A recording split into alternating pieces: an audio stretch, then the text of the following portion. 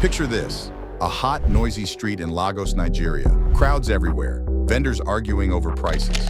And suddenly, there's Giannis Antetokounmpo, NBA superstar, standing in the middle of the market, haggling over a $2 t-shirt. $3 for two, he laughs. The vendor shakes his head. No discounts.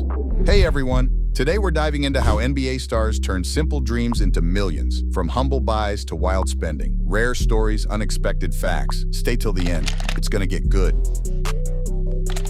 Back to Giannis. For him, it wasn't about the shirt. It was about the principle. Under the blazing sun, he acted like a regular guy, not some global icon. And that's the real core of their journey. Back then, every little piece of the dream mattered. Giannis isn't the only one with that story. Before the max contracts and shoe deals, these guys were kids chasing something bigger. Ja Morant used to hoop in knockoff shorts. Jason Tatum wore sneakers 2 sizes too big just to stay on the court. They weren't flexing, they were surviving.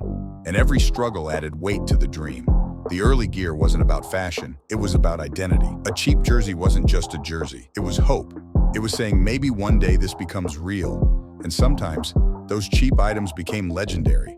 Steph Curry's obsession with popcorn, it started as a quirk. Now he's ranked every NBA arena's popcorn and has his face printed on buckets. Tyler Herro's clearance rack draft suit, memed into icon status, it ended up defining his unique energy. Critics say not all players came from the same struggle. And they're right. Some had better coaches, more exposure, better facilities. But whether you grew up in a mansion or a small apartment, one thing stayed consistent: the grind, that hunger, that chip on the shoulder energy that can't be taught. These little moments, the fake shorts, the awkward suits, the cheap jerseys, they build mental armor. They become part of the player's DNA. Long after the fans forget the stats, those stories stay. And that's what separates the legends from the rest. Not the rings, not the endorsements. The memory of what it took just to get here. In a world of luxury, remembering where you started, that's rare. And this is just the beginning. Wait till you see how $2 dreams turned into million-dollar moves.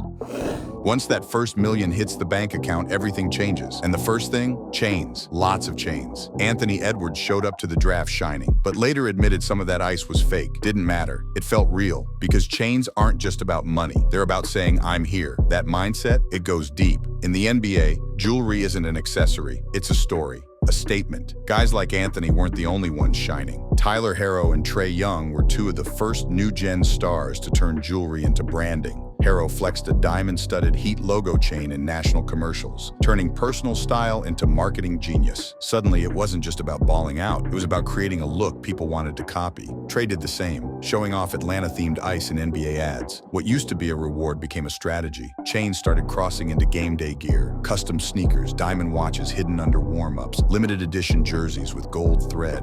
Every detail was thought out. Every piece said, I belong here, I made it. But not all of it was for the cameras. Some jewelry carried deep meaning. Jaylen Brown rocked a Celtics green chain gifted by a $1 AP Ferg, repping brotherhood and Boston pride. Kevin Durant wore his Prime Energy chain everywhere.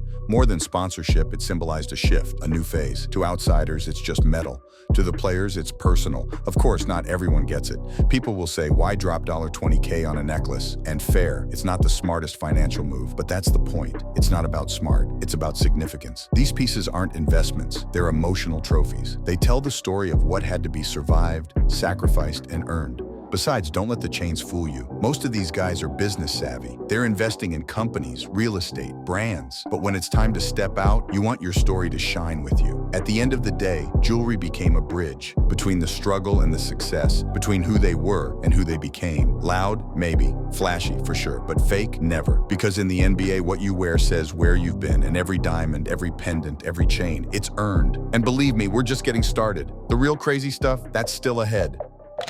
Luxury in the NBA? That's a whole different league. We're talking houses, cars, jets. Steph Curry? He bought a hilltop mansion in Malibu. Glass walls, private movie theater, a spa, even a golf simulator. His McLaren Senna? $1.3 million. It doesn't just drive, it flies. And yeah, he's got a custom Ford GT, decked out in Under Armour logos. Oh, and his own private jet. Because why wait in line when you can just take off? At this level, expensive hits different. Curry's mansion isn't just a home, it's a message. Floor-to-ceiling ocean views, tech in every corner, even a car elevator. He didn't just buy space, he bought perspective, peace, privacy, power. The cars? Pure performance. That McLaren isn't for show. It hits over 200 miles per hour. And the Ford GT, designed to match his sneakers? A $2 million collab between athlete and brand? Every detail screams legacy. And the jet? A flying office, a quiet escape, a symbol that Steph no longer plays by regular rules. That's the point. This isn't splurging. It's a statement. You earn this. You lead. You rise above. But even legends slip. Steph dropped $180K on a Bored Ape NFT. Now, worth about $20K. Biggest loss? Not the money. The reminder that even smart bets flop. Worse, his $50K charity donation to a boxing gym went sideways after the director got caught for fraud.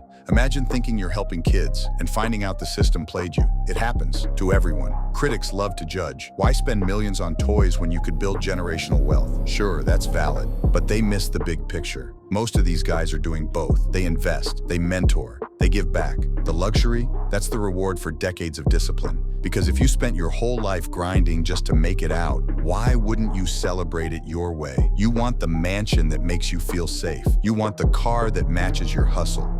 You want the jet that lets you disappear when the world gets too loud. And if you can afford it without blinking, why not? We're not done yet, though. Some of the most legendary pieces NBA players ever owned aren't just about flexing, they're about making history. And those, they're priceless. Some trophies you wear, some you drive, but the best ones, you can't buy them at all. When NBA players become legends, their stuff turns into relics. Jason Tatum's finals jersey sold for $100,000. Michael Jordan's last dance jersey, $10 million. Not for the fabric, but for the stories woven into it. These aren't just collector's items. They're symbols, chapters in basketball history. And sometimes the players themselves create the legacy pieces. Like Steph Curry, he didn't lock his championship rings in a vault. He melted them into one epic chain, silver, heavy, and shining with meaning. Each ring wasn't just a trophy, it was a war medal, a memory worn on his chest. Or Victor Wembanyama. One game he handed a sweaty, game-worn jersey to a kid holding a jersey swap sign. Weeks later, it sold for $70,000. A handshake, a smile, and suddenly, a moment turned into legacy. Not because of hype, but because people could feel the story behind it. That's what outsiders don't always get. The world argues over price tags. Fans debate who has the best chain or car, but the real ones, the players, they know. None of that matters without the meaning. Gold means nothing if it wasn't earned. Flexing is empty without the struggle behind it. A mansion is just bricks if you didn't grow up dreaming of space. A $2 million car is just metal if you never ran to catch the bus. And a private jet? Just a seat, unless you came from nothing. It's not about what you have. It's about what you had to go through to get it. You can't buy buzzer beaters. You can't buy the roar of a crowd after dropping 50. You can't buy the respect carved into history books. That's what makes these stories real. That's what makes them timeless. And maybe that's the real flex. Leaving behind a story no one else can ever buy. Not the diamonds, not the houses, not even the private jets. It's knowing you lived a life so big that even when the chains come off, the story stays. That's the part money could never touch. If you liked the video, hit that like button and drop flex in the comments. We'll drop part 2. And don't forget to subscribe for more of the NBA's wildest stories.